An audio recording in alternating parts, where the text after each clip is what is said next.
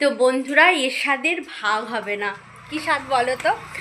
আর বলো না, কখন থেকে আমি কাজ করছি, মানে এখনও কাজ শেষ হয়নি, করতে পারলে ভালোই হতো। কি কাজ বাকি আছে বলো না? ওই তোমাদের দাদা ভাইয়ের যে জিনিসগুলো নিয়ে এলাম, বললাম না বাজার যাব, তো বাজারে সেই জিনিসগুলো এনে জাস্ট রাখা আছে। এসে পরে তোমাদের দাদা ভাই স্নান করলো, খেতে দিলাম, মেয়েকে স্নান করালাম, আমিও স্নান করলাম, খেলাম, নিয়ে ওইগুলো এখনও রাখা হয়নি, তো ওগুলো একটু পরে রাখবো। আর এদিকে কি স্বাদের ভাগ হবে না দেখো, মেয়ে আর তোমাদের দাদা ভাই কখন থেকে বসে বসে রোদে গল্প করছে, খেলছে।